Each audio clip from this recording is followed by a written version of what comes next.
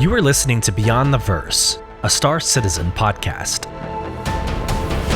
A show dedicated to Cloud Imperium Games, Star Citizen, and Squadron 42. Whether you fight, explore, unite, and or trade, we bring you news, updates, interviews, reviews, and analysis. So sit back, relax, grab yourself a pour of Radegast, and join us as we go Beyond the Verse. Launch sequence activated.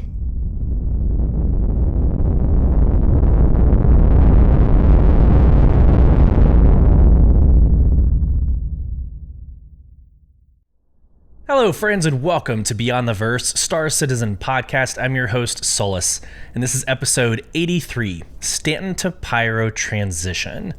I hope this finds everybody well.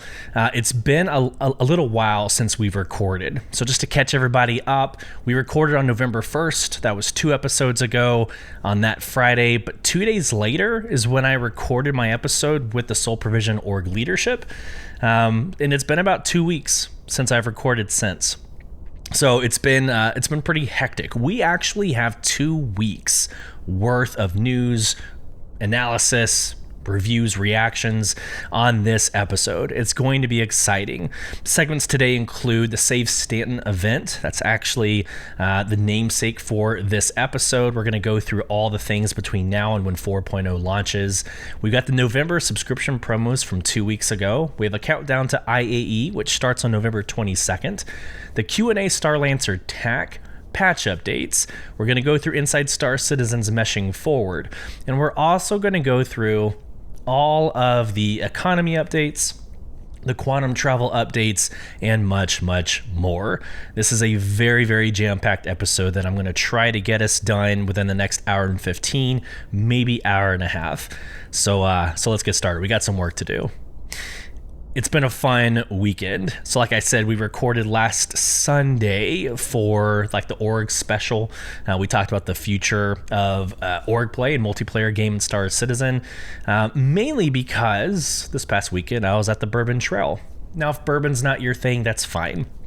I'm not going to go through all 3 days that we were there and like everything that we participated in, but my brother's 41st birthday occurred over the weekend. We had Veterans Day, so just real quick, happy belated Veterans Day for all of you vets out there. But I say that because we stayed with a close buddy of mine. He is a lieutenant colonel stationed at Fort Knox from the aviation department, if you will, but he started flying Apaches. Now he's flying Blackhawks, so super awesome career. But he was gracious enough to house me and my brother. But just quickly, if you are familiar with the bourbon world at all, the oldest master distiller in the world is Jimmy Russell. And I was able to meet him, shake his hand, get a picture taken with him, and he signed the outside of one of my Wild Turkey bourbons, Rise. So extremely awesome weekend. If you're part of the Soul Provision org, I can always talk to y'all more about it in our Discord. But that was a lot of fun. Thought about you all. And we had a lot of things happen in that weekend. So from the Beyond the Verse podcast standpoint and from a Soul Provision standpoint. So I'm going to start our From the Community segment by giving some massive updates on where we are headed. Really our transition from Stanton to Pyro as an organization and as a podcast. Okay, so let's start with this. I've been officially invited into the Evocati program for Star Citizen. So I want to thank CIG for the consideration. Really do appreciate it. This is obviously because I create content, because I'm a podcaster. I have not been diligent with creating issue council tickets or feedback, but I will obviously get more into that now that I have access to Evocati. But what this means for you, I will of course adhere as best as I can to my signed NDA, my non-disclosure agreement. I will never violate that. If you've listened to some of my episodes, you know how I feel about content creators doing that for likes and attention. I will not do that. But what that does mean is I get a further insight, a deeper dive into the experiences going into Evocati and maybe on the roadmap for you for the PTU. And I will talk about it here on this podcast. So it's just an added layer of value to you as a listener. So I think that is super exciting. I've also become a YouTube partner. Like, holy crap. I did not see that coming, and as quick as it happened, I one-shotted the application. So I was invited to apply. I applied and immediately accepted. What that means for you. Everybody knows that my career at this current moment, post-military, has been with Amazon. I am a senior product manager. I've owned many products and projects and programs for this company. And you've seen a little bit of that trickle into my podcast and the content that I create for you. But I've made the decision to go all in. I'm going to go all in. You deserve that as a listener, as a supporter, as a member of Soul Provision. You deserve the best out of me. And so I have made the commitment moving forward to really provide that experience, that true community for everyone here. And so I have created websites, and I've actually had the website for a while now. That's how I have contact at beyondtheversehq.com as my email. So I've had the domain. I've purchased the Soul Provision domain as well. So after today's episode, over the weekend, we will have both beyondtheversehq.com and soulprovision.com. These will bring you to landing pages that will provide links on how to follow us, email us, get in contact. It'll provide how to join Soul Provision, about Soul Provision, introductions to our leadership, etc., etc. But it's time for that. It's time for us to take the training wheels off and go full in to our true potential. We're almost at 200 members in Soul Provision, and that dramatically increased after last week's episode. Everybody listens to us. They've listened to the bonus episodes. They've joined and kind of spoken with some of our members, and they're bought in, and you should buy in too. I'm kind of done with the general, hey, join an org and be happy. Join Soul Provision. Just freaking do it. You have the option of joining 5 orgs. Make one of those Soul Provision. It is an amazing community, and I've been part of hundreds of communities. It's an amazing community of very phenomenal people. Quickly, last night, we did the Save Stanton event, and it has its ups and downs. We'll get into the feedback here in a second. But we did 2 hours worth. 20 of us got together, and I don't know if you've ever experienced that before in Star Citizen, but 20 of us got together. We started off in all solo ships, so 20 vehicles flying around in space, demolishing all enemy around an objective. It's an amazing sight to behold, and communication was actually good across 20 people in a Discord. So you've got the discipline and the maturity that you might not get in other orgs as well. So I'm done plugging. I think it's a phenomenal opportunity to get in with an organization. Okay, like I said, let's actually officially get into from the community. Here we go. Incoming message. Okay, so at the first of every month, I go through the monthly show review. But again, 2 episodes ago, it was literally on the 1st. It was Friday morning, November 1st. I didn't have all the metrics, so didn't have all the updates. And then again, not to repeat myself, but the last episode was a Sunday recording with the Soul Provision org leaders. So here we go. We are going to be going through the October monthly show review. So in 81 episodes, 15 bonus org night episodes, and the 1 single ARC episode. That's going to change here soon, very soon. Beyond the First podcast has reached over 77 countries, listening in to 40.7 thousand plays and watching 45.7 thousand views. And our in-game organization Soul Provision grew to 176 Discord members, which we're now at 190, and 104 Spectrum members. So here's the infographic that I create and I send out on all the socials so you can see all the fun stuff. But in Twitter, we're at 2.4K followers. It's actually 2,456, I think, at the time of recording this. So Twitter's blowing up. We also have Blue Sky. I know for many reasons. There are people leaving social media platforms and going over to Blue Sky. We're there too. And I'm considering putting that on this infographic as well. Just hasn't gotten there yet. We have like 240 followers over on Blue Sky, so feel free to join us. But yeah, there's the podcast, the YouTube information, TikTok. We actually crossed over the 1,000 follower mark last week, and we're at like 1,012 at this point. So TikTok's blowing up. It has been a crazy ride. So again, I can't thank you all enough for being part of this journey and supporting. We've been doing this for 83 episodes, so about a year and a half. And none of this happens without you. And part of the same breath, part of the same conversation, I do want to get into the podcast listener support real quick. And I would love to highlight, I'm not going to dox them, I'm not going to share my screen, but we have 7 monthly subscribers, and they have been with us since the beginning. And I'll kind of explain what I've used their money for after this. But I just want to highlight the 7 monthly subscribers: Damien Lefer, Captain Trips, Jacob Hardeen, Marcus Roy, Brandon Lawhorn, Will Spicer, and Dustin Thames. So thank you all. If I butchered your name, please correct me somehow, some way in Discord or in the comments section. I'm not necessarily the best at names. We know this. It's not new news. So the money that I've been able to cash out, again, they've been gracious enough to have been doing this for a while now. I actually cashed out, and the first thing I did with this money is I put my first investment into replacing my Go XLR. So I'm replacing the Go XLR with the Rodecaster Pro. So, whoops, completely had a brain fart. Yes, the Rodecaster Pro 2. That order is in. It's coming soon. So, again, thank you so much. The second thing that I've done, I have investing in becoming an LLC.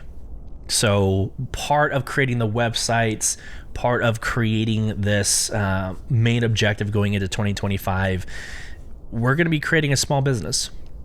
And it's going to be called Beyond the Verse. And so Beyond the Verse LLC, the application went in. It does cost quite a bit to create an LLC, but that's in for the works, and that's exciting. That's exciting for me. Should be exciting for you. Again, many more opportunities coming forward.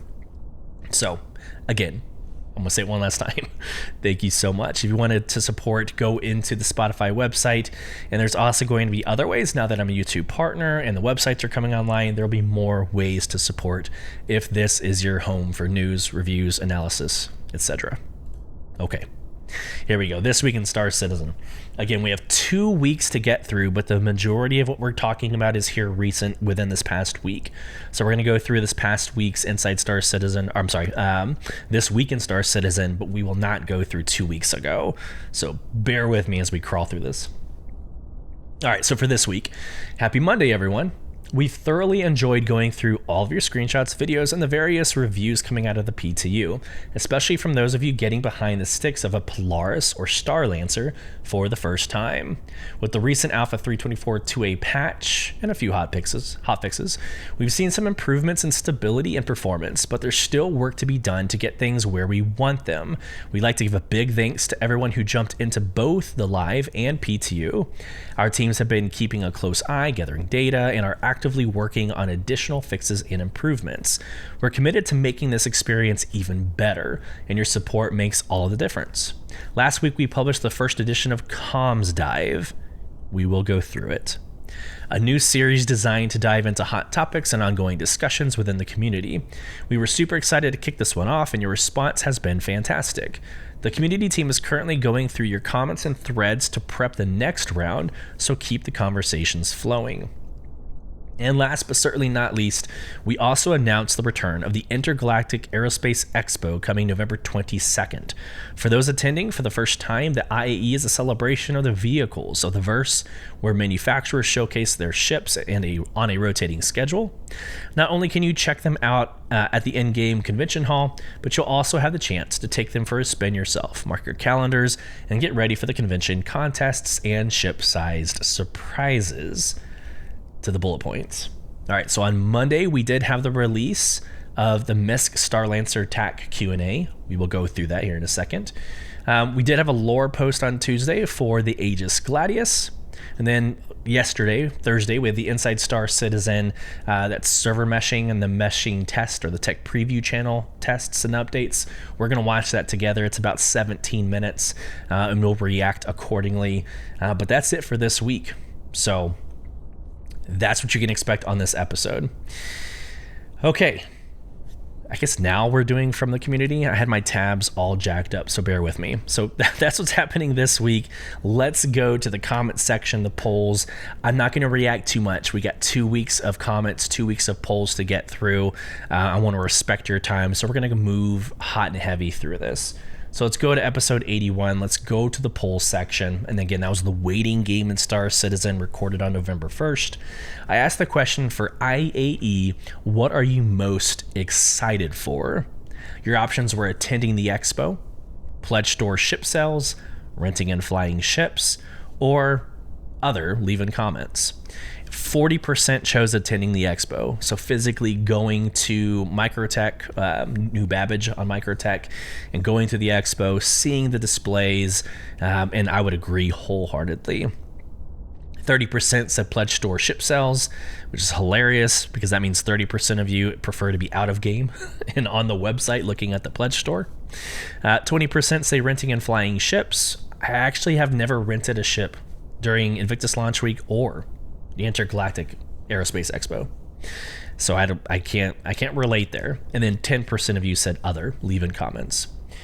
I will actually react to this real quick. Yeah, attending the expo. If you have not done so, the Invictus Launch Week or IAE, it is something very special. It is very special in video games. When I first started with Star Citizen, I joined right during Invictus Launch Week, so you can imagine the awe and the shock and awe value of seeing all these massive ships on display inside of an expo center.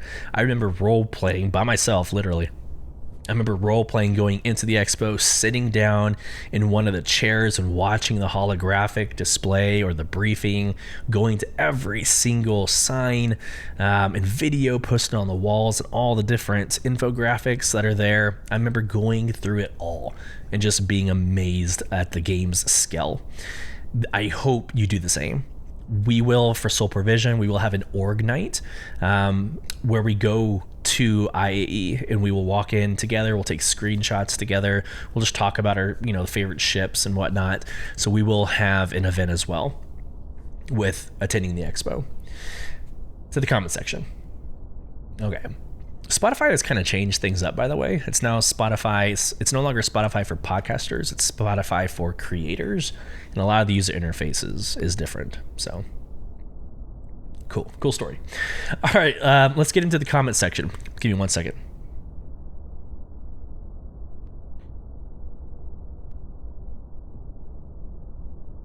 Ooh, I almost coughed on podcast. I haven't done that in a while. Comment section. Bravo1 writes, as far as my wife is concerned, I've only spent $45 on this game. Laughing my ass off. With IE coming up, I think that amount will be up to maybe $50 as far as she's concerned. Yeah, and I'm about to sneeze again, so if I do, I'm sorry. Yeah, I it's totally a joke. I recognize it. We have all spent way too much on this game. Call Me Teach writes, the best part of IE for me is the general experience. Everything from renting ships to walking the halls with Astro Pub's lore tour. Everything about it is amazing. Yes, Paul the Astro Pub, or the Astro Historian, does an amazing job. His organization does an amazing job with both IAE and Invictus Launch Week. I need to have him back on. I haven't had him on in a while, but I think it'd be awesome to have him on to talk about IAE and some of the stuff happening with 4.0. All right, The Wandering Marauder writes, this will be my first IAE with Soul Provision. I enjoyed the hell out of our RP Org Night, where we visited the showroom floor as a group during Invictus Launch Week. Looking forward to doing the same at Tobin in a few weeks. 100%. Anna writes, think about it. If you only get the parts back, what about custom paints for people who are new and don't know that they will lose it after they expectedly crashed into a wall? This is referencing the last episode, around 2 episodes. Was it 2 episodes ago? I think it was 2 episodes ago when we talked about the insurance changes and what it means with warranties and everything else. And so, yeah, it's very confusing for those of us with tenure. Imagine how confusing it is for a new player. So go back and listen to that episode where we talk about it. I try my best to explain it, but it's still hard. Scoop writes, I'm excited for this IAE mainly because it means I inch ever closer to my Perseus, plus the Guardian, as it reminds me of the Fury. But if there is one that I can guarantee that I will pick up, it's the new Hornet Mark II Ghost. And yes, it was in the PTU last week. I did a quick little 1 minute review on all the new ships, and that is a very, very sexy ship. Dakota Riley writes, I can't wait for IE to wrap up my Polaris chain and get my Pioneer. I'm glad 4.0 has the engineering and other related features pulled, even though it sucks. Hopefully it means a stable patch that doesn't get delayed. Also hope you have a great trip there in the Bourbon Country. I absolutely did. Thank you so much, brother. Nathan writes, my life has hit a new level of nerd. I couldn't be happier. Welcome to the family of nerds. Michael James Bolton writes, I wanted to join your organization, but I couldn't find it. What is the spelling? All right, we're going to do this real live. Or we're going to do this live. I'm going to like his comments. I'm going to reply. Soul Provision. www.robertsspaceindustries.com/orgs/provision. robertsspaceindustries.com/orgs/provision. Reply. Boom. Now you know. All right, so there was episode 81. Let's go back to episode 82. We're almost caught up here, guys. All right, we asked the poll, what is your preferred way of playing Star Citizen? Again, this is episode 82, the future of multiplayer in Star Citizen. So obviously org questions.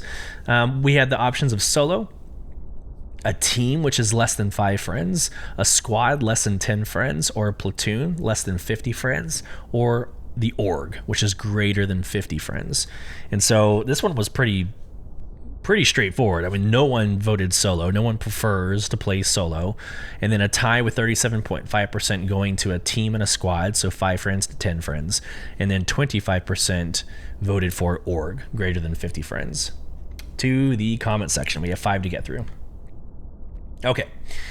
Josh, or Admiral Zeke, writes, I'm incredibly excited for the, hopefully near, future of Star Citizen, especially for Soul Provision. I'm a production manager by trade, so the potential for production refinery lines on an org level has me ecstatic. You can bet me and my reclaimer will be ready day 1. Yes, absolutely. You're in the right place. Sean. What I really want is a way to make a big corporation on par with Kovalek shipping, where I can send out major orders with a pre-recorded message and payout, and my org mates or employees can choose to accept it or not. Or it would be cool if we could make gangs and battle other players for control over a space station or continent on an unlawful planet.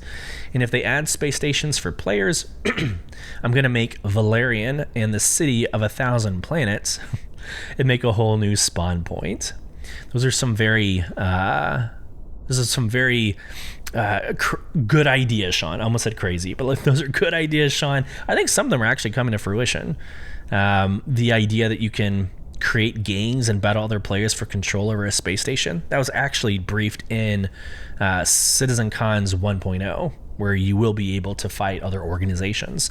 You could almost think of a gang, or like, I don't know, you can think of a gang as like a small team within Soul Provision. Yeah, absolutely. Smeagol writes, I love that name. Smeagol writes, right before I listened to the episode, I had an org night with my small org of about 10 active players, and we had an encounter with a griefer org called GrieferNet.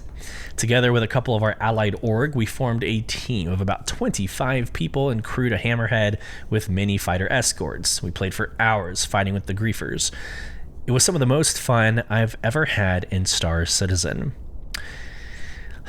I do want to respond to that. Oftentimes we use the term griefer. We complain, and rightfully so. We complain about griefers and being griefed. But that last sentence, it was some of the most fun I've ever had in Star Citizen. You don't want Star Citizen to be basic. You don't want it to be boring. You don't want it to be so prescriptive where it's the same outcome every time that you log into the game. So there's some of that behavior that we should almost welcome. We should almost welcome the creativity that some of these individuals bring to the table. I don't condone pad ramming. I don't condone anything that is against the terms and conditions that CIG writes. But blurring that line can make gameplay very interesting. All right, Disowned. What an amazing episode. We definitely need more from the board of directors. Such a fun and entertaining hour and a half. Garoza's impersonation of me about buying the Warbond Idris was spot on. Also, I will 1000% make the drive from AZ, from Arizona, if CitizenCon 2955 is in Texas, which it will be. Just the thought of having a Soul Provision booth gives me butterflies, which we will have. Again, a round of applause to all of you for a great episode. Thank you, Disowned. I agree wholeheartedly. They did an amazing job. Michael James Bolton. Guys, we have Michael Bolton listening to the podcast. Michael Bolton says, I found the Soul Provision org on the website and sent a join request. Thanks, guys, and happy Veterans Day. Boom. Was that the same? Hold on. Michael James Bolton found the org. Was this the same guy that I just responded to? Hold on. We're doing this real time. Here, comment section. Published. It was. So the guy from episode 81 that I spent time sending the link is the guy who eventually found us and joined. So, all right. Very cool. Staying with this theme, let's go to X or Twitter. I asked 2 polls, and so I'm going to go and share my screen for those of you on YouTube. These are actually very impactful polls. Very, very close. Like the options that we gave are very, very, very close, and it generates very good conversation. So, okay. I don't necessarily brand myself as somebody who likes to cause provocation on social media, but I welcome it. I accept the challenge, and sometimes I create that challenge, and this is one of those. I asked the question, well, really the tweet goes, provocative, unpopular post. I feel 4.0 should not go to the PTU. It has been through the tech preview channel twice and has been in the ePTU, or Evocati, for months. Not to mention 324.2 and 3 is built off of the 4.0 code without server meshing. CIG should just go for shock and awe straight into the live PO. And so I asked the community, what do you think? 4.0 direct to the live PU, 4.0 direct to all PTU at once, and 4.0 through PTU waves. And as you can imagine, this caused kind of a firestorm of responses. As you can see on the screen, over 2,000 views, almost 400 votes. There's still 2 hours left to vote.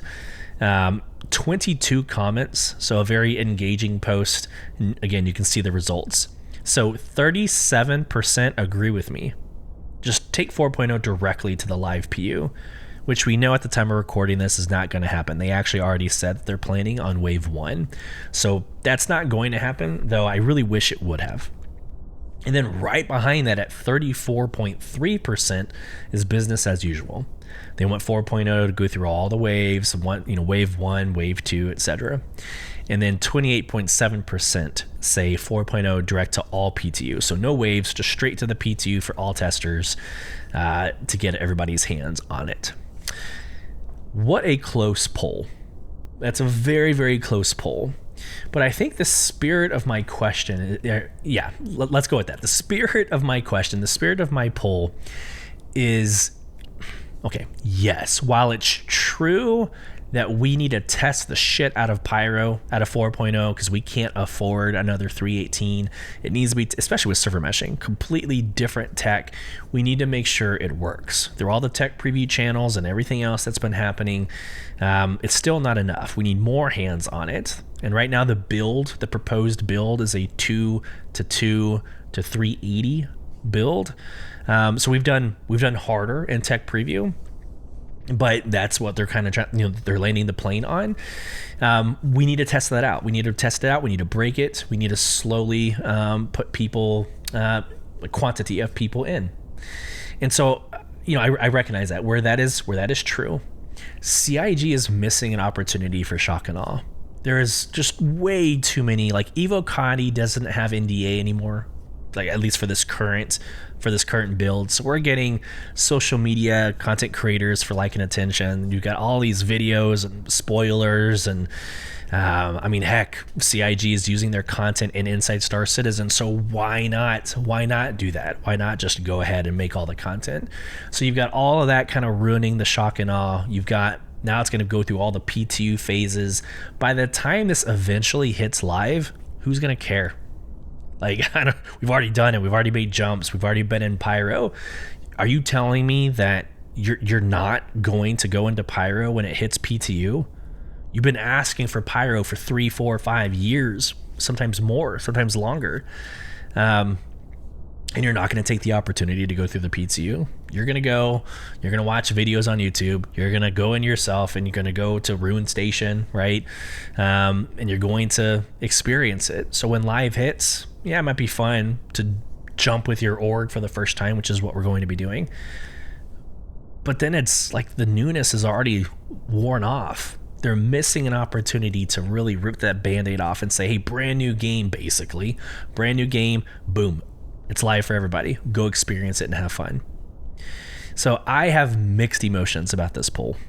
I really, really, really do. I think CIG, they should get a 75% solution, which they probably have, but just go straight to live. It's such a missed opportunity. All right. How do you feel about that? Comment section. Comment section. Let me know your thoughts. I don't know. It sucks for me because I want that surprise, that joy in everybody's face, whenever it first happens. But the majority of you have already seen it. You've already been in it, so not a big deal. All right, the next poll question, maybe significantly less provocative, but with Save Stanton coming out a couple of days ago, I wanted to ask, what is your preferred method? So not to get ahead of ourselves here, but you've got 2 phases in Save Stanton. The first phase is live. You've got 2 ways of accomplishing that first phase. You can either do the combat method or you can do the cargo hauling method. And so that's the question here. So Save Stanton, you've been tasked with completing 6 of the phase 1 objectives on your way to securing the 4 Pyro laser repeaters, but which do you choose? And tell us why in the comments. So here you go. Attack haulers. No, don't attack the haulers. Assist attacked haulers, which is the combat version, cargo recovery, and a mix of both. And coming in first place is the mix of both. I think that's the right answer with 37%. You're going to want to mix this up, doing the same thing 6 times over and over and over again. It's going to get a little boring by the 3rd or 4th time. So do it. Do change it up. Maybe it's combat for the first 3, cargo in the last 3, or alternate, but change it up a little bit. I think it's a very well done phase 1, at least. Haven't seen phase 2 yet. Haven't been told when that's coming out, but I highly predict it's going to come out either during IAE or shortly after as the segue or the transition into Pyro. So you have plenty of time, right? Get those 6 done and then wait for phase 2. So 37% mix of both, 36.4% say combat, and then 26.7% say cargo hauling or the cargo recovery. So there you have it. Again, a very close, and again, that was 1.2k views, 165 votes, 11 comments, so a pretty engaging post, but of course not as close or contentious as the last one. All right, we are just now getting into the news. Come with me to the Evo Kadi patch notes. This is the latest. So what we're not going to do is go 2 weeks back and look at every single patch note since then. We're just going to go to each build and give you the latest patch notes for that build. So in Evo Kadi, I'm not going to go through every single line item that's here, but what is currently being tested. Here is your mesh configuration of 22380. That's 2 solar systems, 2 servers per system with 380 players total per mesh. That is a phenomenal addition of a description. So we already knew that the 2 to 380 means 2 shards, right? So 1 shard. There's 2 DGSs or 2 servers with 380 as your player cap. So adding this extra 2 in front of it was super confusing. So now you have Now you have the 2 solar systems, 2 servers per system, and the 380 players per total per the mesh. And so the rest of this doesn't necessarily matter. That's it. That's the testing focus. The whole point of this is the stability. So we're getting in. I've been in it many times. I actually don't choose Pyro as my star system. I choose Stanton, and I don't jump because, again, I want that first jump to be with my org. All right, so there's that, and I don't think there's anything else. All these known issues, features, gameplay. Now, I will say that they are including the new ships with this build, so we will have the Polaris, which I've painstakingly considered doing a Polaris review. And I know I just said I wouldn't, but like in the Pyro system, because this is the first time to do it, but I'm going to leave that for like Morphologists or somebody else. I don't want to ruin that Pyro experience. So, okay, I think that's it for this. We're gonna leave this here for the Evocati build. Let's actually go to the PTU build.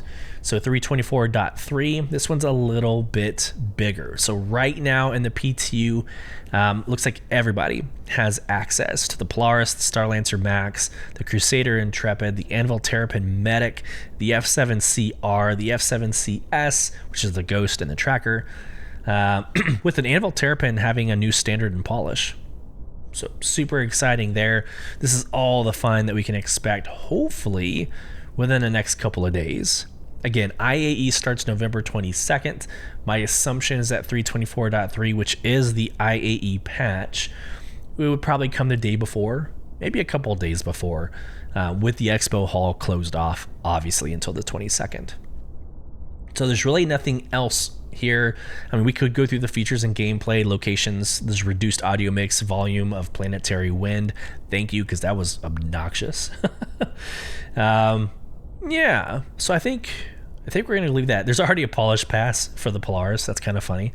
Starlancer Max polish. It's good. It's good. But for the most part, get into the PTU, enjoy it. I don't know, but I think like right now is a good time not to get into the PTU. You're so close. You're so close to it hitting live. Don't ruin it for yourself until it hits live. Unless you just really want to test out some of the new vehicles. So it is hard, guys. It is hard to keep track of everything that is happening in the builds. We've got like 3 builds right now. 324.2 is in the live PU. Right, we got 4.0 in Evocati. We have 324.2 alpha and 3, right, at one point a couple of weeks ago. So we had 2 in the PTU.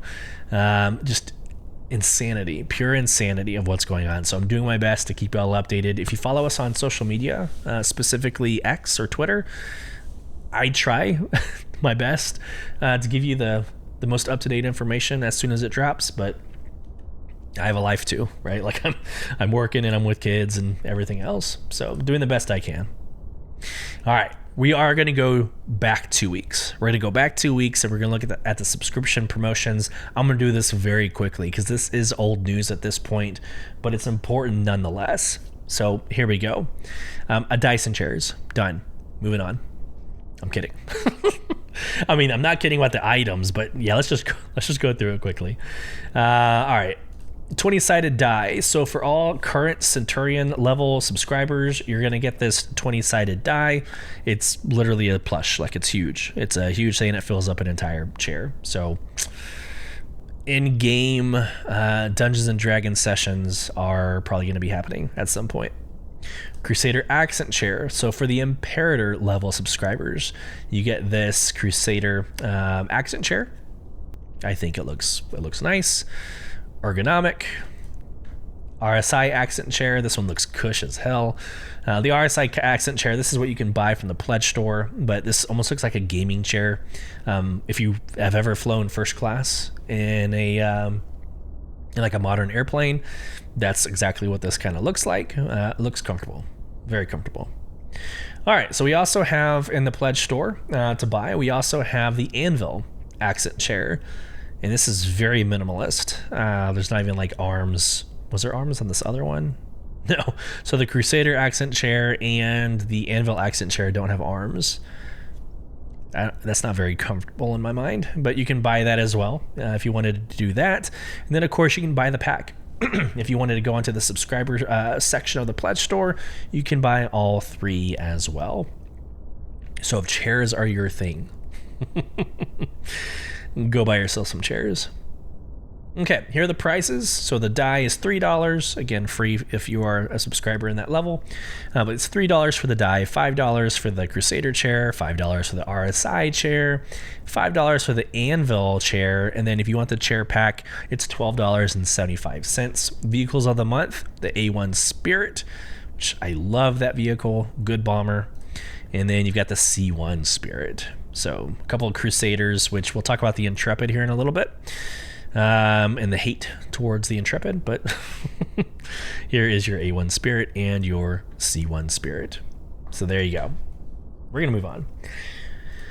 Okay, something else that happened 2 weeks ago. We're going to quickly go through this. We have the CitizenCon 2954 Digital Goodies Pack item reveal. That is a mouthful. That came out on November 6th, so here we go. I don't know how excited you are for this, but we knew that when we purchased the goodies pack, it came with some redacted items that were going to be created real time at CitizenCon, and now we know what they are. So let's just go through these real quick. So we have the CitizenCon 2954 trophy, and then the redacted item number 1 is the Vandal skull. So you're seeing these on my screen right now. And then item number 2, the redacted item number 2, is the Valakar plushie, which for my mature listeners out there, it is a phallic-shaped plushie. So might want to rethink that, CIG. So we got the CitizenCon trophy, which actually looks really good. That looks like a really good trophy on display. Then the Vandal skull, I can totally see us rocking that in our hangers.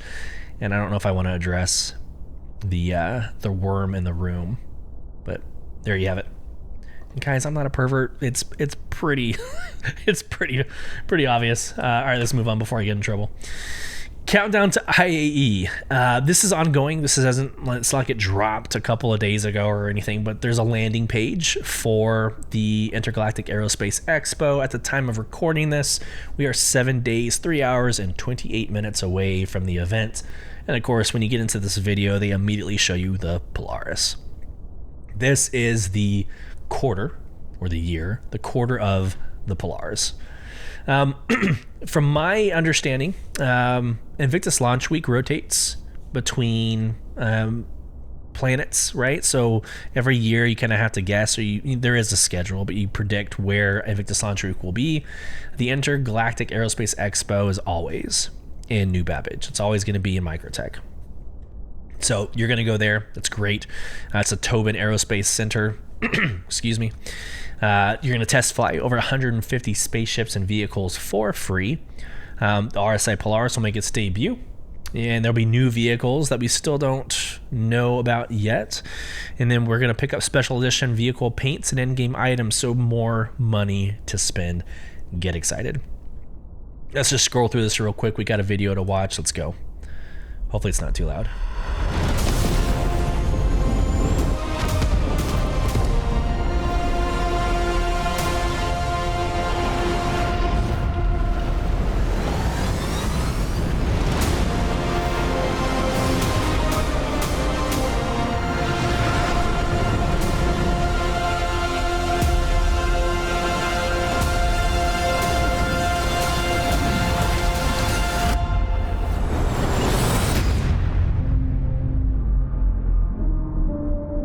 So motivational. No words, so if you're just listening to the podcast, I apologize, but you should watch the videos, and that's why you should watch. All right, so the event program. So it rotates. So you have an Apex haul and a Zenith haul. So you'll have one that comes in like on November 22nd and the 23rd, while the next one, the second one, comes to the other haul the next day. So like November 23rd through 24. And so they'll just keep rotating hauls, but each of these vendors or manufacturers have 2 days.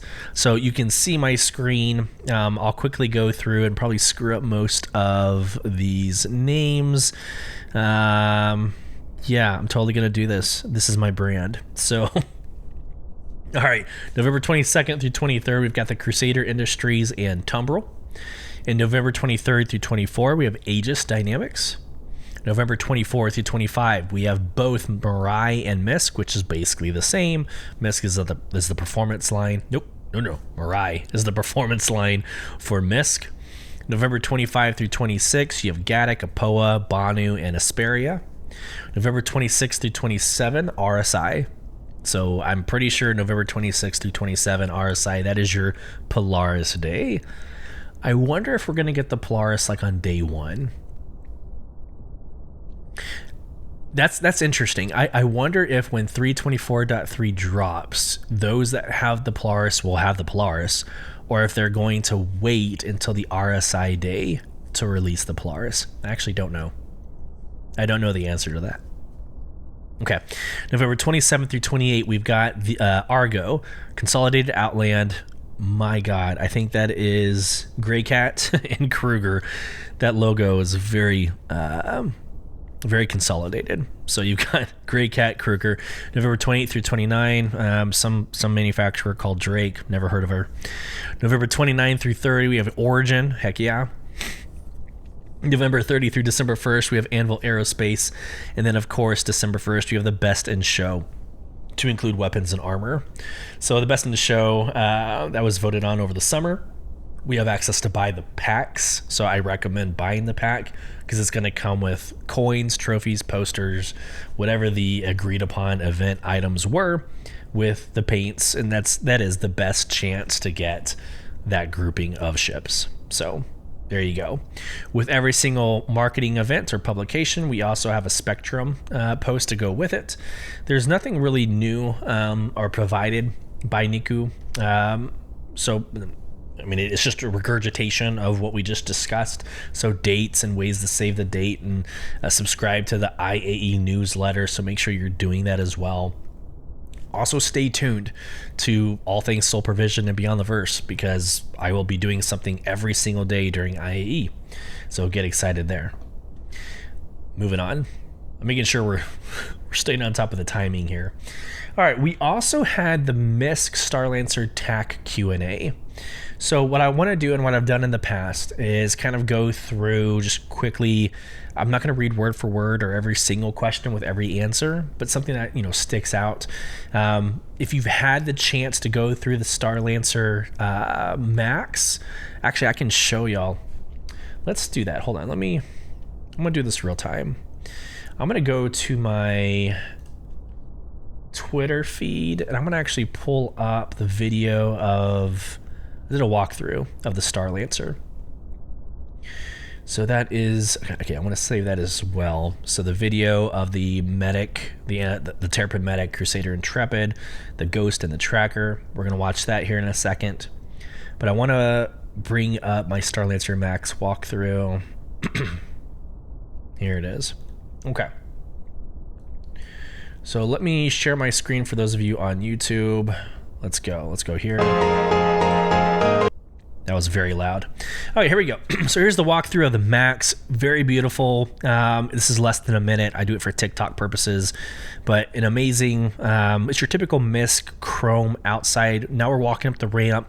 You can see the cargo, and we're walking across the bridge where the cargo elevators drop. Actually, let me go back and pause this.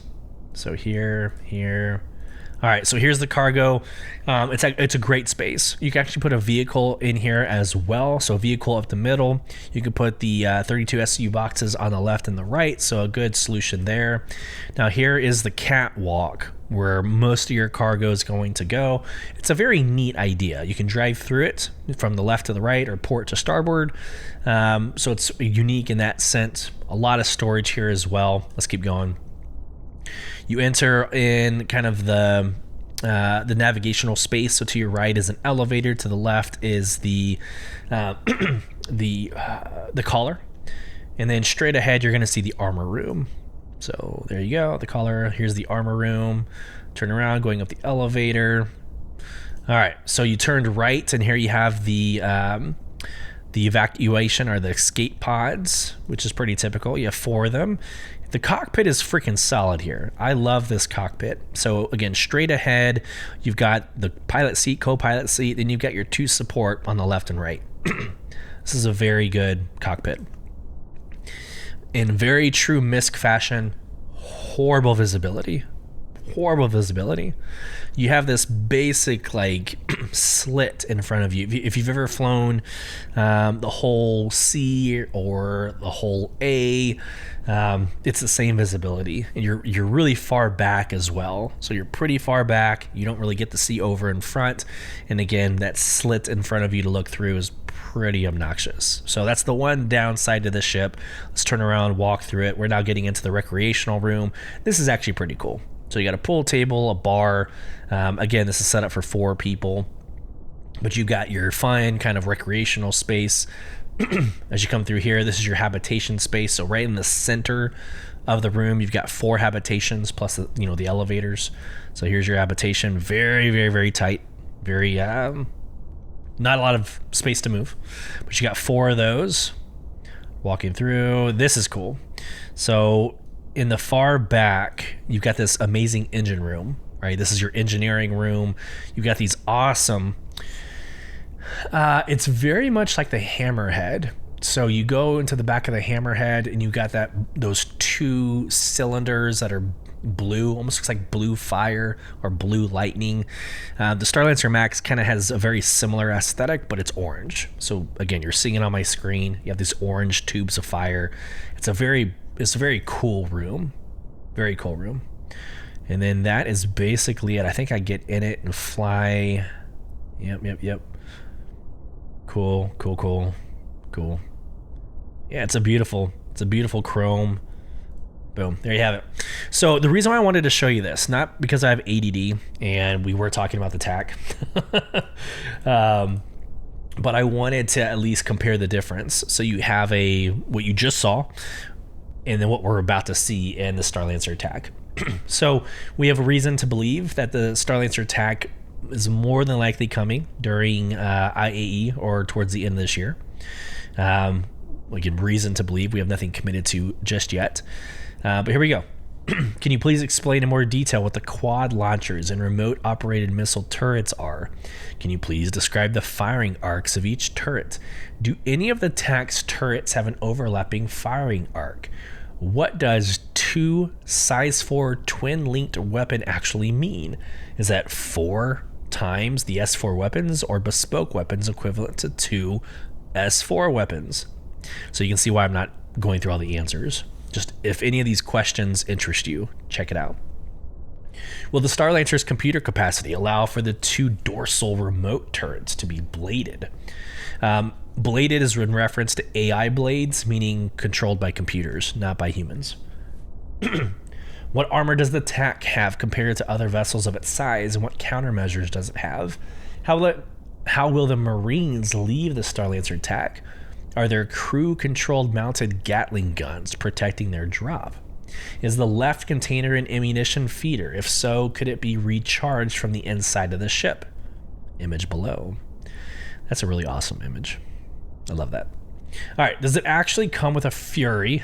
I want to open this up. Does it actually come with a Fury or just a Fury-sized hangar for snub fighters? Also, can any other snubs fit this hangar? What are the dimensions of the snub hangar? All right, the answer. The hangar is specifically designed to fit a Fury rather than a set metric, similar to the hangar of the Anvil Carrack being designed for the C8X Pisces. The standard Starlancer TAC does not come as standard with any Fury variant. Boom. There you go. Does the TAC come with a specific hangar for ground vehicles? Will the rear access ramp work as a vehicle hangar, or can we store additional vehicles in the cargo area? Yeah, it looks like it can accommodate a tumble storm. So there you go. Does the attack's cargo space also come with a ground lift like the Max variant? We have, can we further modify the attack to support bounty hunting or pirate gameplay? For example, will we be able to replace the turret weapons with tractor beams? Does the ship have the ability to carry prisoner pods? More pretty pictures. Last set of questions. Compared to ships of similar size, the Starlancer attack seems to be very slow. Can you tell us why you went for that low max speed? Next question. The stats provide no concrete size for the jump drive's fuel tank. Can you give us a specific size for the deep space ship? How many entry-exit points are there? Does the attack have dorsal access, such as a ladder exit to the outside on top of the ship or a ladder on the walls of the Fury hangar? We need the means to climb up there to do repairs on this ship if we are planet-side. And then, is there a docking collar? Disclaimer, all of this can change. Expect it to change. I mean, I can't tell you how many times I've heard people, quote, like, for instance, the Idris won't launch until Squadron 42. Again, I don't know why that is the one fact that everybody's like holding CIG's feet to the fire for, but there's disclaimers on freaking everything. So we could go through the answers, we could talk about sizes and metrics of the hangar, but until this releases, until it comes out and is in your hands to play with, it's all subject to change. So expectation management. Oh my goodness, here we go. All right, Save Stanton, the namesake for today's episode, and ironically probably what we're going to spend the least amount of time on, because we've already spoken about polls that we've asked. We've already talked about the two different phases with the two methods of completing the first phase. So we're just basically going through the actual presentation at this point. So we have this amazing, like, it looks like a news report that you would see on the screens in and around Stanton. The video actually shows it on a TV screen on someone's ship. So I can't wait for that to happen. Imagine flying around and your TV screens automatically turn on with a news report giving you direction on where to go. I think that would be a phenomenal addition on how CIG communicates with its players. So again, you got this cool little video. Breaking news. More disturbing reports out of Stanton as violent pirate attacks on civilian and commercial vessels continue to rock the system. Initial investigation points toward an invasive criminal element, but the gang or gangs responsible remain elusive, leaving local security outfits and advocacy task forces gasping for straws. All right, stay tuned. Here we go. Here's the news flash. If it's got words, great. If it doesn't, enjoy the view.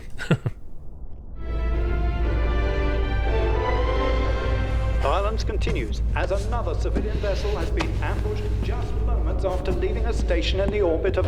I'm saying we can't live like this, Merrill, under constant fear of outlaws killing our families and snatching up our kids. Oh my. And the proud citizens that make us frontier fighters, we know that unfortunately, violence is all these freaks understand.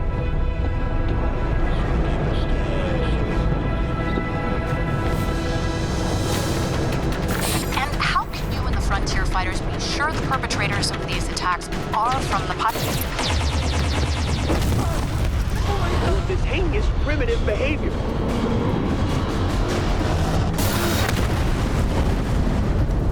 Thanks for having me, Jim. And yes, our group is trying to make sure these recent attacks don't lead to unfair profiling of our neighbors in the next system over. When piracy gets really bad, extremist groups always rush to blame Pyro, calling to shut down the jump point.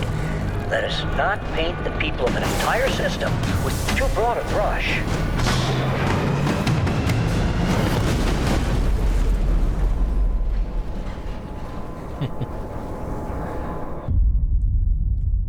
That is so good. So good. Elliot Maltby, congratulations, man. as one of the CIG developers on missions, this hits home. This is a huge success in my opinion. Great narrative addition to this game. What you just saw, having the TV screens, your I would say pip, almost from like a Fallout perspective, but your what the heck are we calling it? My mind has literally gone blank. The little when you hit F1 and it brings up your Moby Glass. Good Lord.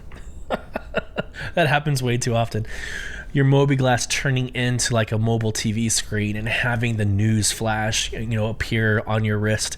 I think that is a great integration, good immersion. I think that is the way that this game needs to move forward. That's the right answer.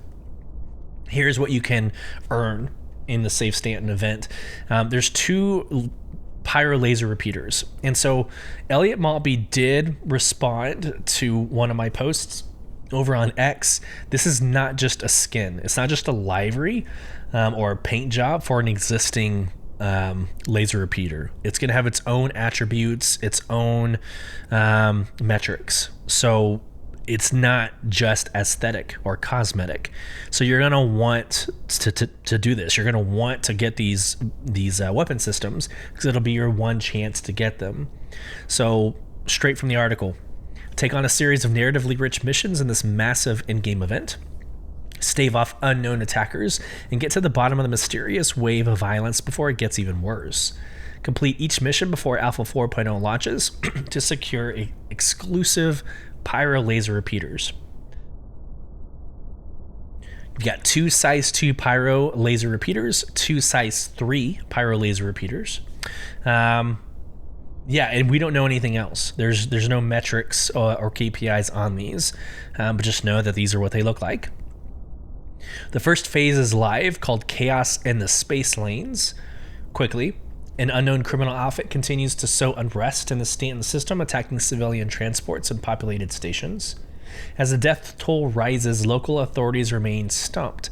Keep it here for the latest on these brutal attacks. And again, you've got a combat mission and a cargo mission to get those accomplished.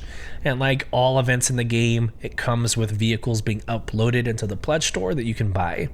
Those 5 include the Avenger Titan, the C-1 Spirit, the F-7C Hornet Mark II, the Nomad, and the Reliant Core, which is an interesting ship, one that I don't agree with. All right, here's the Stave Stanton. Okay, here is the Save Stanton Spectrum post that accompanies it. Again, really nothing more than just a consolidation of that information. Now, there is a very, very important addition here. So this is where they brief that you need to do 6 of phase 1 and 6 of phase 2. So phase 1, assist attacked haulers right here. And then phase 1, cargo recovery. Do 1 or both a total of 6 times, and that'll get you your completion. So here's this. How will I know that my progress is complete before phase 1 ends? And then here's the answer. We track your progress in a journal entry titled Save Stanton Mission Status. See image below. I created a video on TikTok. Star Citizen or CIG reposted it, so thank you for doing that, on basically how to get to this screen. But F1, when you're in game, hit F1. That opens up your Moby Glass. Go over to Journal, and then scroll all the way down in your journal and click on that Save Stanton Mission Status, and that's where you will get your completion. So I will say last night's org event, we did probably 4 or 5, and I only got credit for 1. So it is glitched. I don't think that's any surprise to anybody.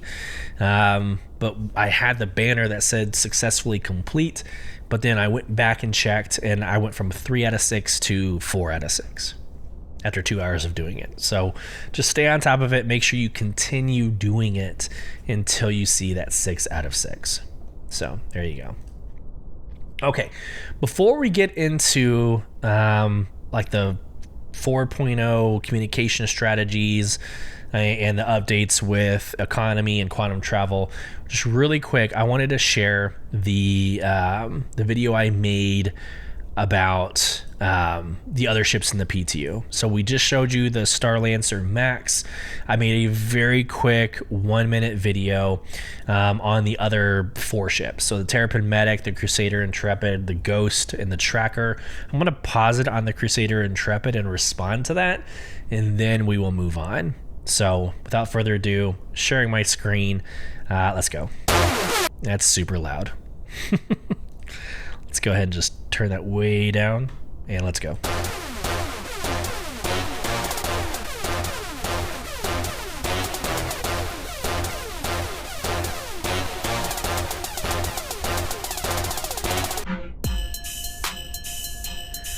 So the Terrapin Medic, by the way, y'all all know my despise for the regular Terrapin, and again, to reiterate, is because its game loop isn't really a thing yet.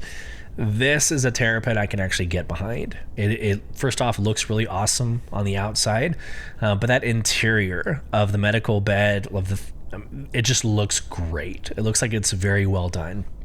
Throw the amazing armor that the Terrapin is known for. This is going to be your insertion vehicle. Like, this is going to be what you're going to use over the C8R, over the Drake Cutlass Red, in my opinion. Even though the Red has 2 medical beds, I still think with the armor you're getting out of this vehicle, it's going to be the best medical insertion, in my opinion. All right, here's the Crusader Intrepid. Think Ion and Ares. So think of those two. That's kind of the body style that they're going for. Don't think C1, A1. It's not that flat front. It's the asymmetric that you get from the Ion and Ares. Am I saying that correct? I think those are. I think that's right.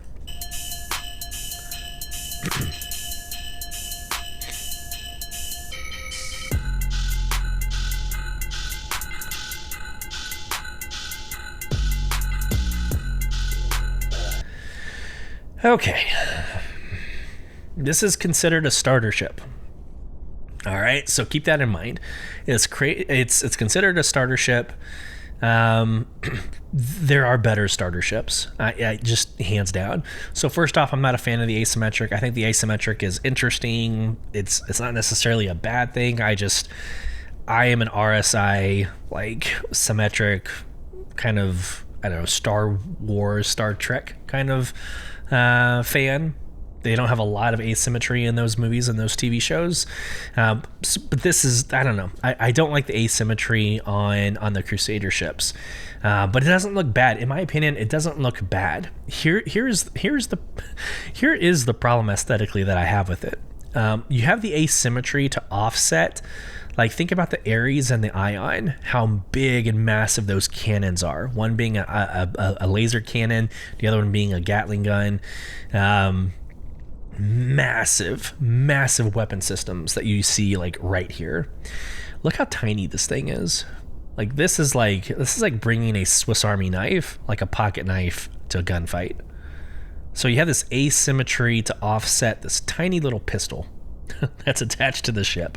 I think design-wise, or maybe tactical or strategic-wise, that's a gap for me. That's a miss in my opinion. So that's interesting. The rest of it looks fine. I actually like the fact that the stairs coming off the ship is actually angled. It's not just straight down. It comes off at an angle, which is super interesting. That's really awesome. And then for a starter, I actually like the interior space for the most part. Like, it's got living quarters, it's got a recreational area, kitchenette, etc. But then the cargo also has, like, a very interesting, let's see if I can go back. The cargo also has an interesting, like, gap to consider as well. So let me try pausing it. I guess here. So you saw me walk in. Actually, this is good. So I walked in, screen left. I walked in. Here's your peripherals or your components, right? So easy to manage components. Your engineering screen. Is that engineering? Yeah, you got an engineering screen. But then you've got these cargo elevators to the left and right that just drop down. So easy to throw items up, sure. but there's not a good way to walk on the ship with a box. I guess you could go up the ramp. Yeah, hold on. I guess you could go up the ramp holding one, but yeah, there's just better starter ships. Like, I would still go with a cutter. I'd still go with a cutter if I needed to save money. I would still go with a Cutlass Black. Again, those are 2 Drake ships, so clearly I'm not that against the manufacturer. But I'd still go with one of those 2. This is very tight. It's very limited in space.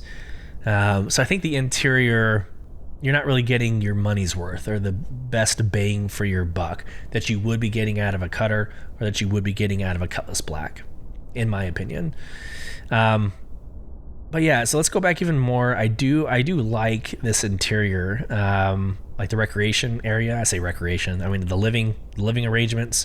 So you have like a locker system over here. I'm sure that's the bathroom. I actually didn't go in it, but you have the bed here. Right before though, I did look, yeah. So you have like a little seating area with a table to like work at or put stuff on with a kitchenette. So like I do think the interior is okay. I do think it's fine. The interior is better than a Cutter Rambler's interior, right? Or a Cutter's interior. It's just collectively there's just other ships that do it better, in my opinion. Okay.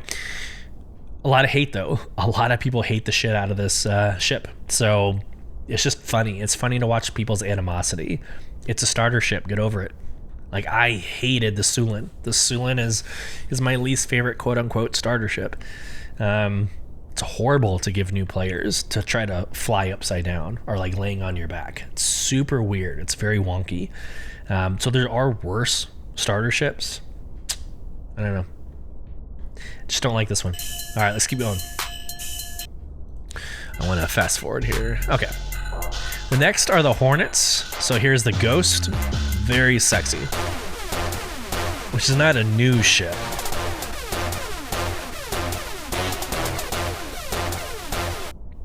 I like the black and red scheme. I think those look phenomenal. Again, these aren't necessarily new ships. It's just the Mark II. So I don't know if you can consider a Mark II as a new ship. It's new as you can buy it. Like, it's new to the pledge store, but it's still the Ghost. I don't know. It's what you've always had. Just looks different. And then here's the Tracker. I like the Tracker, that huge ass satellite that's right here in the back. That's pretty cool. It's pretty badass.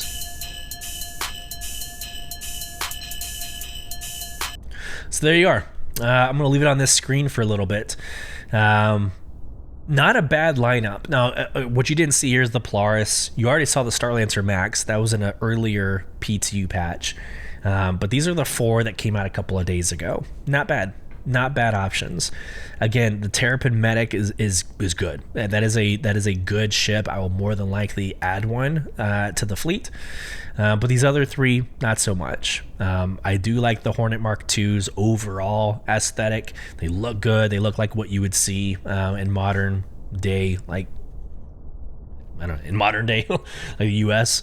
And then in the back there, the freaking Intrepid. I don't know. That is a hit or miss. It's not my style aesthetically, but again, the interior is that hit or miss. You could probably find, with the same amount of money, you could probably find a better ship that does what it proposes to do better. So, all right, let's move on. All right, we have a comms dive.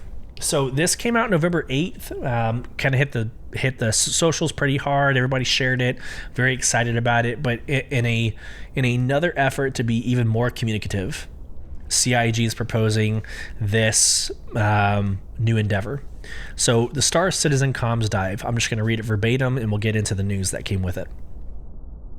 Over the years, the community team has worked to be your voice within CIG, ensuring your sentiment, feedback, and ideas reach the right teams loud and clear.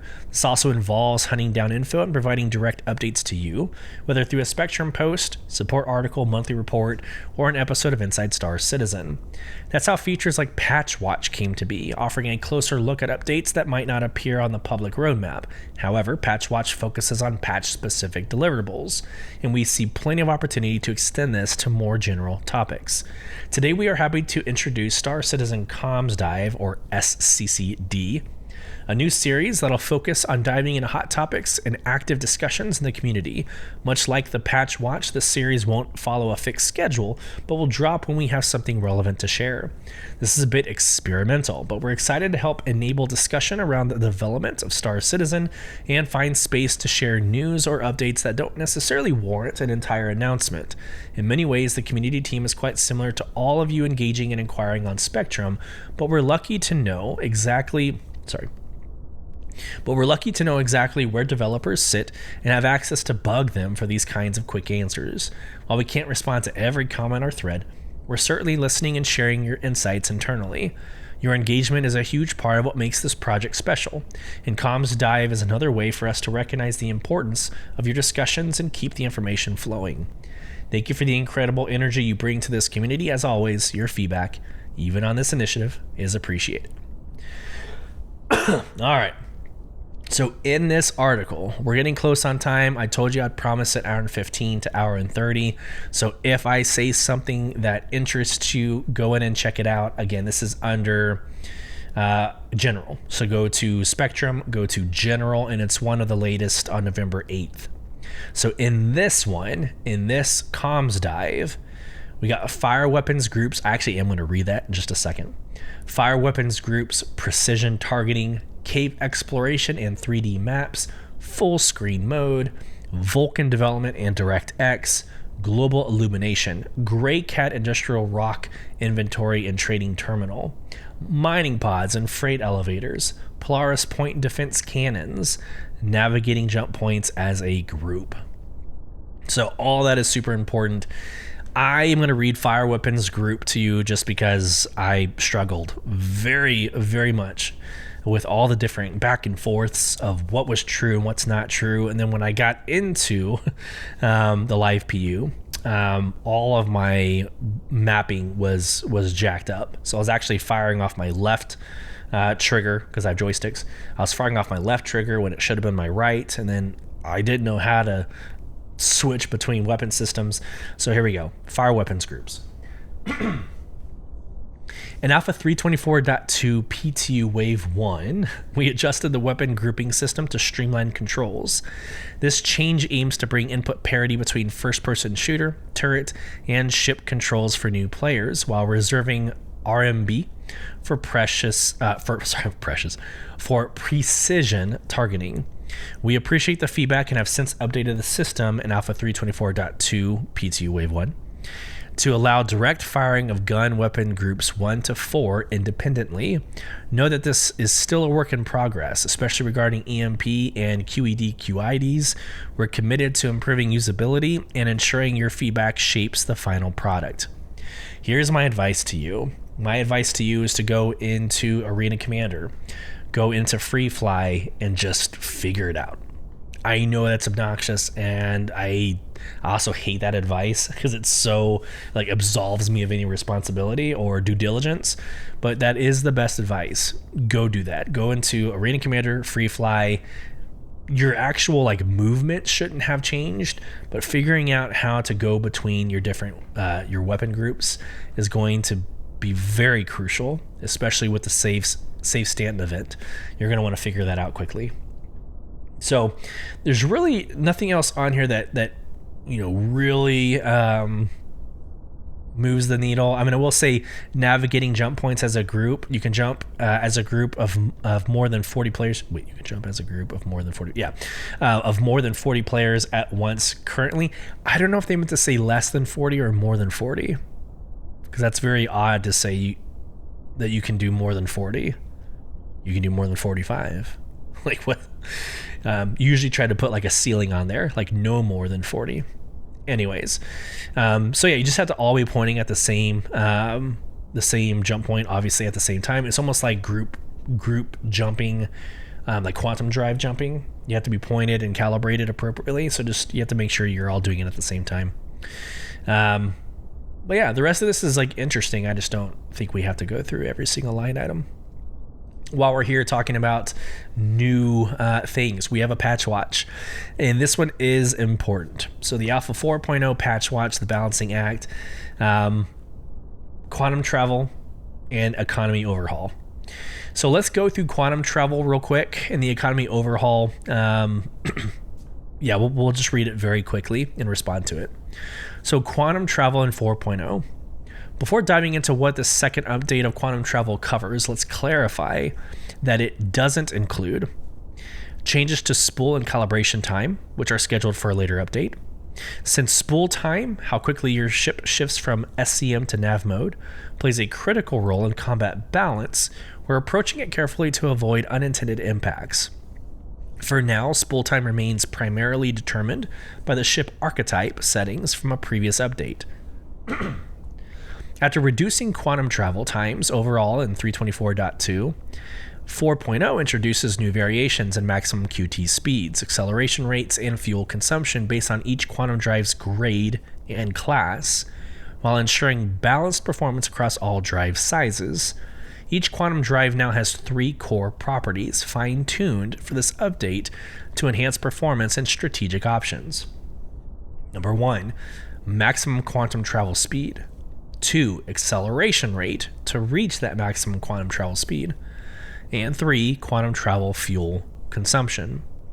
When activated, a quantum drive accelerates the ship to its maximum speed, maintains that speed during travel, and then decelerates as it nears the destination. So I like this. Sorry, I am dying over here. My throat's getting dry. I like the additional attributes to quantum travel drives as it puts that customization.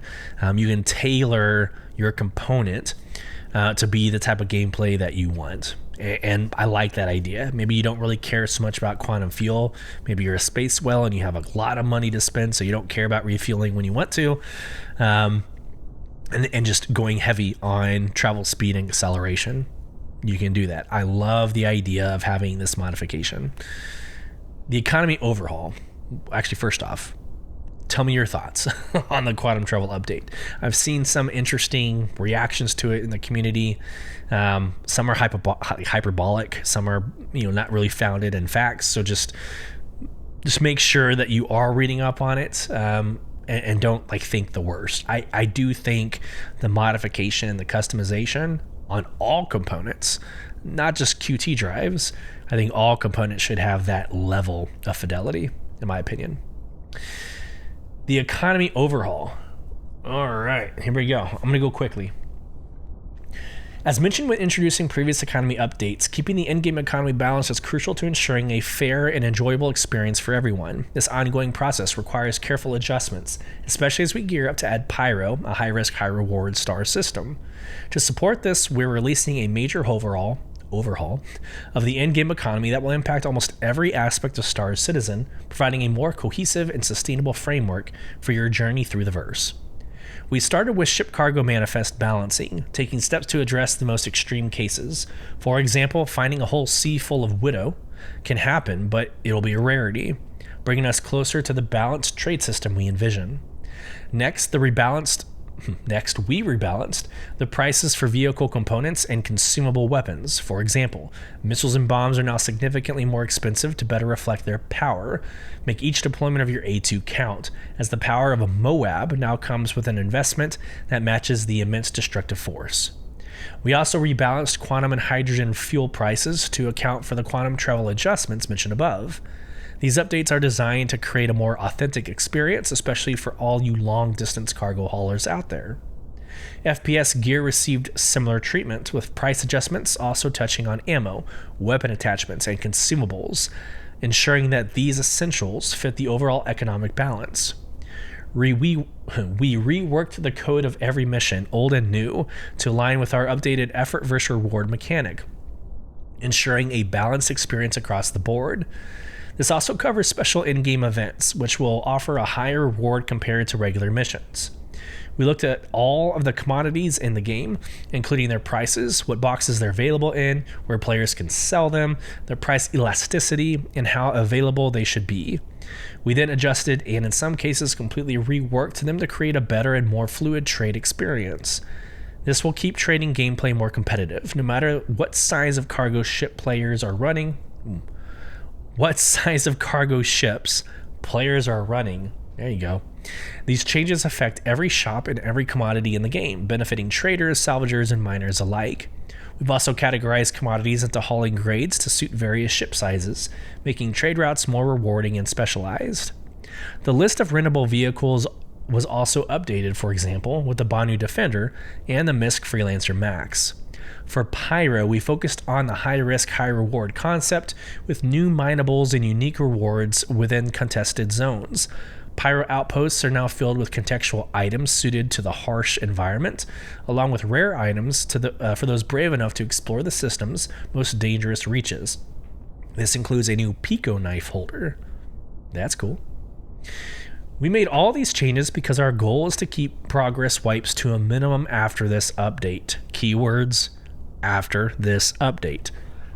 Again, I fully expect there to be a complete wipe for 4.0. That's why adjusting the economy to keep things balanced and engaging for the long haul is essential. We want your journey to feel rewarding every step of the way. So when Alpha 4.0 drops, dive in, play, trade, move those valuable goods, and let us know what you think of the new adjustments. We're excited to hear your feedback. I'm one of those people who firmly believe and agree with every change that they're making in the economy. I want our actions and our decisions to matter. I want it to matter. And right now, none of it matters. There's no cost or repercussion to just, like, I've given this advice. I've given it as early as last week of refilling and refitting your Polaris. Don't do it. Just self-destruct, right? Don't worry about the millions of dollars it takes to refill and to refit a Polaris. Just self-destruct it and you'll get everything back. That's not fun. That's not the right answer. That's like a cheat code, and it's not considered exposing like some secret, or that's not supposed to be shared. That's just the way insurance is working right now. So I don't know. I want the economy to matter. I want decisions to matter, and I think this is a really great step in that direction. We are not going to watch both Inside Star Citizens, but no, 2 weeks ago, the first Inside Star Citizen since its hiatus came out, and it was the background or the backdrop of CitizenCon. So if you're interested in what it takes to transform a convention center into CitizenCon, this is the video to watch. What we will watch together, and we'll actually end the show after watching this, is this week's Inside Star Citizen airing yesterday. It's the Alpha 4.0 Meshing Forward. The article says, catch this week's Inside Star Citizen and learn what we learned from recent server meshing playtest and progress. And hear how our extended team, all of you, have played a vital role. So I will go ahead and fire this up for everybody. Boom, boom. We're going to watch it together. To protect my voice, I'm probably not going to respond too much to it. I'll pause it maybe once or twice. But we got about 17 minutes of Inside Star Citizen to watch. If you're driving your vehicle, I know I appreciated this when I first started listening to podcasters. So enjoy the next 17 minutes. Inside Star Citizen, Meshing Forward. Here we go. So it's been a while. We had you in here. What's happened since then? Hi, Steve. Well, we all went back home and we didn't do anything for about a year and a half, and then suddenly we made server meshing happen. No. We've been busy. Busy taking all of the feedback and all of the data that we gathered during the last series of tech preview tests. We've really been developing the technology and making sure it covers all the use cases that the system requires. It's rolling that forward into new and exciting stuff. What new and exciting stuff?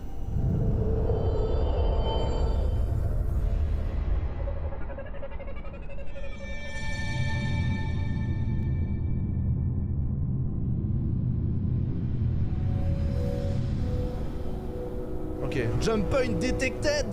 Jump point detected! Incroyable! C'est donc... Oh!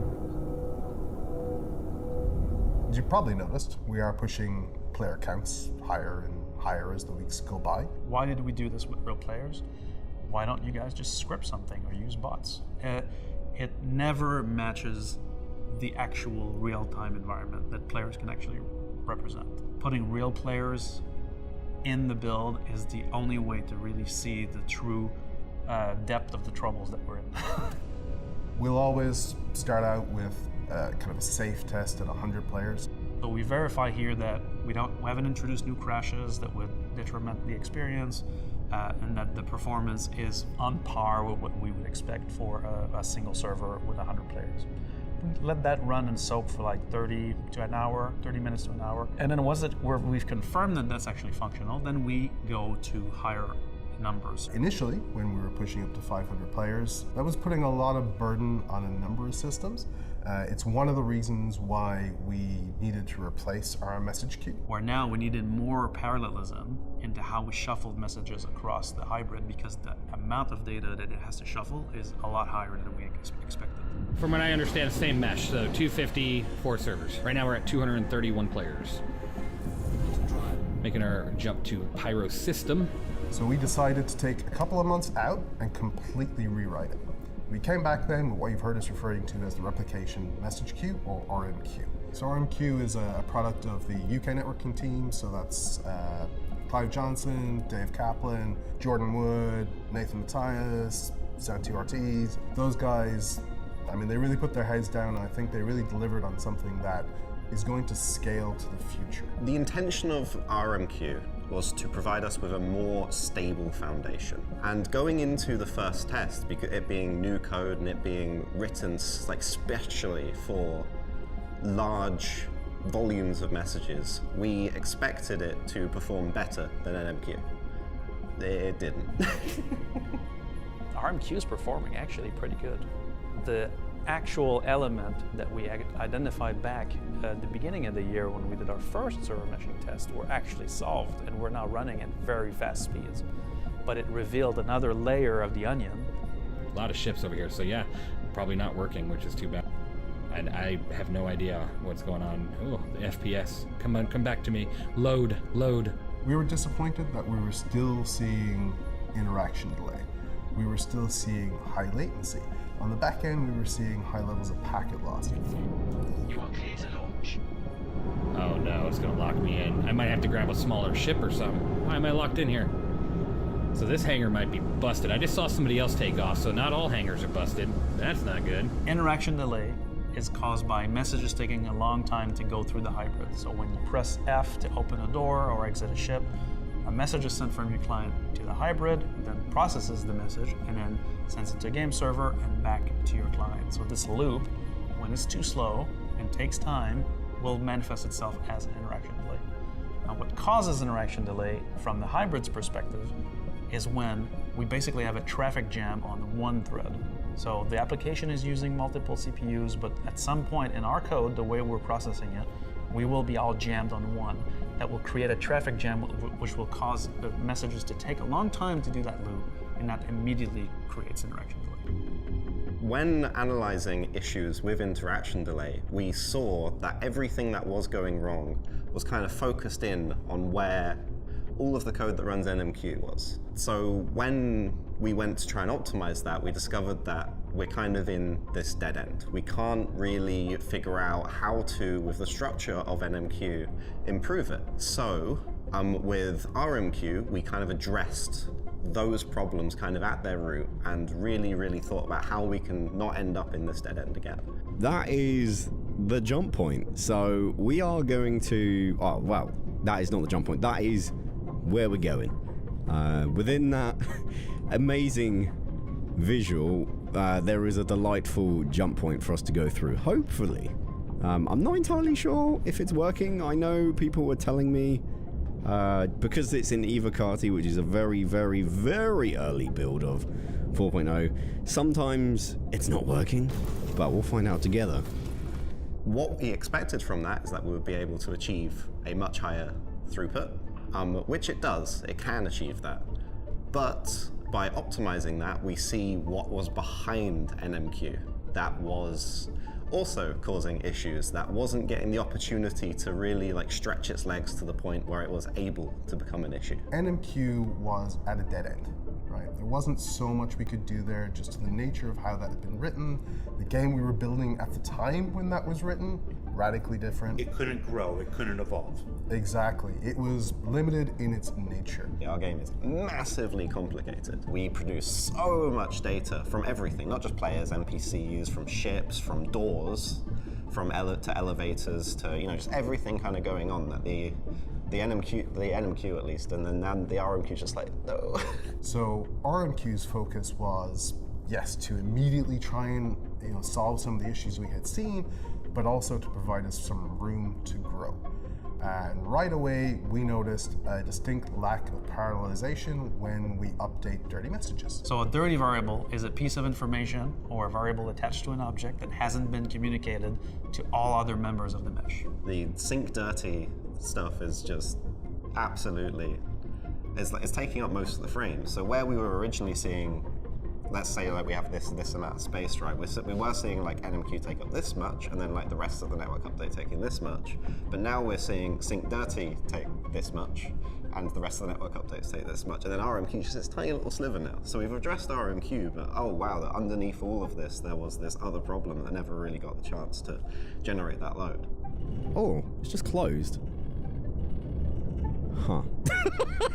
Oh no. Okay, lining up. Oh my god. Entry requirements met. Oh my word, this is happening. Tuning complete. Oh, the music is actually giving me shivers down my spine. So we fix this by parallelizing the work or optimizing the work that's happening in that thread so that it goes faster. And so there's multiple approaches to this, but the number one thing that we've been doing in the first series of tests have really been optimizing and parallelizing the work for synchronizing dirty variables. Parallelizing this allows us to add more lanes. It's just like going from a single lane road onto a highway. We can just handle much more at the same time.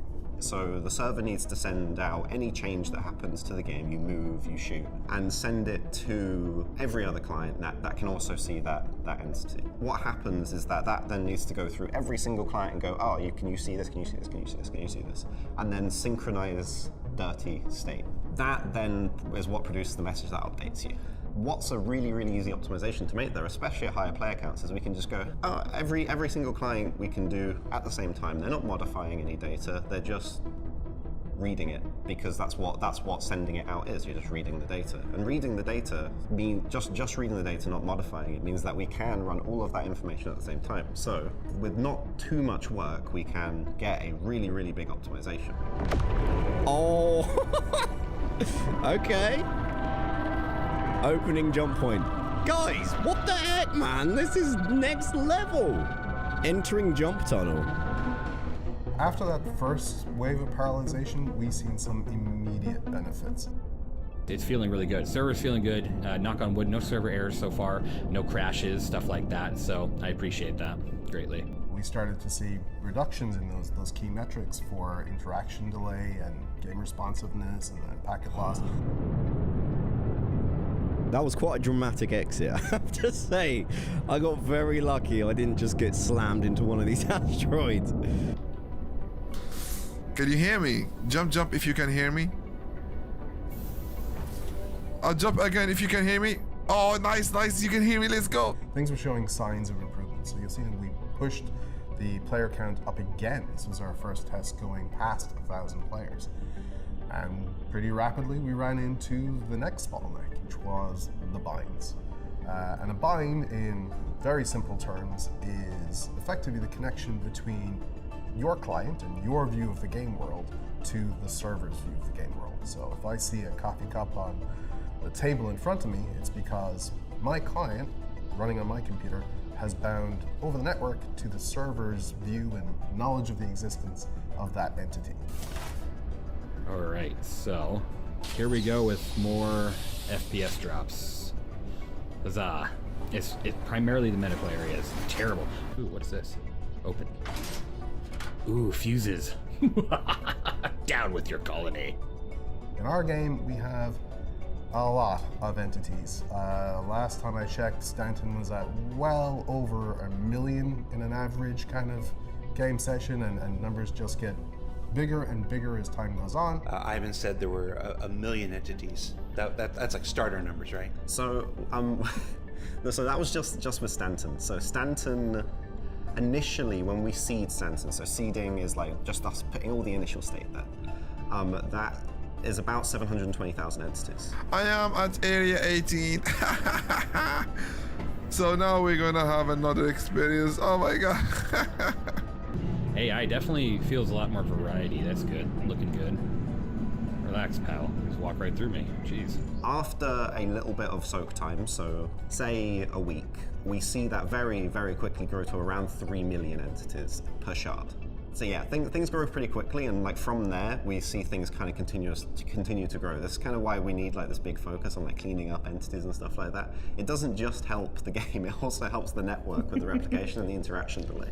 So, in order to optimize the binds, what we need to do is properly assess what part of a big bind can be done in parallel with another so that they don't interact with each other.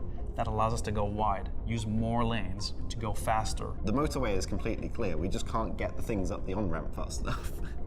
So what we're trying to do is basically add more on-ramps. So with binds, what that means is we might have the same number of entities that we need to actually get that you want to see updated. But what we can try and do is try and do that faster. So with parallelization, with some clever optimizations, among other things, hopefully. Progress is looking positive. So we've been working on a lot of the more like tedious little details, which has been like kind of like figuring out how we get information into our message queue in the most optimal way possible. But that's also setting us up for being able to then be very clever about how we parallelize the binds. There we go. I just click on the left click on the mouse, so I open the tunnel. Here we go. Here we go. We are opening it. All right. Entering jump tunnel. Here we go. So smooth. So smooth. So smooth. Okay. I am really excited to see this progress further. Already the jump gates feel really smooth and reliable to make use of. This is going to make a very exciting addition to the game when it comes to live, and opens up so many possibilities for the future. Everyone at CIG is doing an incredible job of bringing this to reality. Amazing work all round. All right, so now that I kind of let the FPS kind of catch up with me here, and I'm kind of trying to let all the shaders load, so that's probably hopefully a lot of what you're seeing is lag, and it's not just optimization issues, but it's starting to feel better now that I'm kind of just standing here for a moment. We really think that unlocking that will allow us to go to at least 10x performance on the versus the current game experience on live, which is at 100 players. But this will also allow us to uncover more layers of the onion that we can optimize to go at even higher numbers on one single hybrid, which will allow us to go bigger, just like we did with RMQ from NMQ, just like we did with the 30 variables optimizations. Binds will allow us to go further, but it's not the end of the tunnel. We still have more work to do to get even more player counts on one hybrid. All right. We're gonna see what's inside here. Oh my god. This is so crazy. Oh, too much light. Un joueur incroyable. Bonjour, monsieur. The visuals are crazy.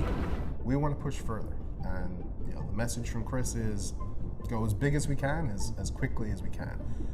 We want to do that in a way that delivers a better feeling, more responsive game. We're not just going to jump to big numbers just because we can. There's nothing stopping us going and putting a couple more zeros at the end of the player cap, but that's not going to lead to a good experience until we continue to address the bottlenecks that we know we have, and more that we'll discover as we go forward. We have a lot that we can improve on, and a lot of that looks very, very intimidating, but I'm excited would probably be the emotion to kind of use for it, because we've spent so long trying to figure out how we can do server meshing that we've not really had a chance to kind of slow down and look. And now we're kind of in that phase where we can kind of look at where things that have existed for the past 10 years can be improved. and being able to then like tear out huge systems and replace them like with NMQ and RMQ, and like really try and like make the best thing that we possibly can is really exciting. So what did we learn this week? That the progress of moving server mission forward is only made possible with the help of testers like you. That each new win like RMQ peels back another layer of the performance onion to be addressed next, like binds, which since the time these interviews were recorded have made tremendous progress and are already revealing the next layers underneath. And that this work doesn't stop with the upcoming Alpha 4.0, because as the game grows to the sights set in Star Citizen 1.0 and beyond, so too must the efforts to continuously optimize. And I want to give a special thanks to Star Citizens Adder Moth, Citizen Kate and Will, Dominguez, Even Lise, Hybrid V, Le Regular, tried, Morphologist, Ollie43, Speedfragger, and Torada, as well as everyone else who's been documenting this process from the other side of the table. For Inside Star Citizen, I'm Jared Huckabee. Thanks for letting us share the people and process of game development with you. And as next week is IAE, instead of ISC, there's going to be something a little bit different coming your way next Friday. We'll see you there. Very cool. Very cool. I want to make sure there's not any deleted scenes. No, we're good. Maybe? There's 10 seconds left, guys. Yeah, nothing. Okay. Amazing. So a couple like highlights, like 1 million entities when they spool up a new server. Like, my God, can you imagine just how much work has gone into that? But within weeks, within a couple of days, over 3 million entities. I love watching these more tech related Inside Star Citizens, because it kind of explains the why. Yeah, we get frustrated. We see, things that hit or miss when we're trying to play, whether it's the live PTU or the Evocati PTU. We see it and we react to it, and we feel frustrated. We feel sometimes excited. It's fun for me, at least, to know the why. Why is there a delay in interaction? Well, they just talked about it. The NMQ versus RMQ and why they went that direction, and what does it actually do for our experience. But also it helps us understand, like, we just tested over 1,000 players in one of the tech previews, and yet the build going into this, or this proposed build going into 4.0, the initial 4.0, is that 380 cap. Well, now we know why. 380 individuals across 2 systems, Stanton and Pyro. It's going to feel like a very populated game, and I think that's one of the things that's currently missing in Star Citizen. It's an MMO, but the chances of you running into another player on a moon at a mining facility is actually pretty rare, and I've been on full servers before. So I'm excited for everything. I hope this long episode finds you well. A lot of updates, a lot of future of Beyond the Verse podcasts, a lot of future of organization, Soul Provision organization from websites, which go ahead and bookmark beyondtheversehq.com and soulprovision.com. Those won't take you anywhere just yet. Me and my org officers that you met actually in the last episode, we're going through kind of some iterations, some versions. We want to make sure that our first product we put in front of you is a good product. But sign up for newsletters, create your account, all the fun things that's going to come with the website. We're excited to reveal that to you, hopefully around the IAE time. So, all right, let's do the outro. If you want to become part of the conversation, you can do so at emailing us, contact@beyondtheversehq.com. Join all of our socials at /BTV_cast. You can watch our video replay over on YouTube. Please do so. We're now partners. Those numbers are going to help. And that's /@BTV_cast. You can join our in-game organization Soul Provision by eventually going to soulprovision.com. But until then, www.robertspaceindustriescom/orgs/provision. Again, I hope this finds you well. Safe travels as you traverse beyond the verse. Take care, everybody.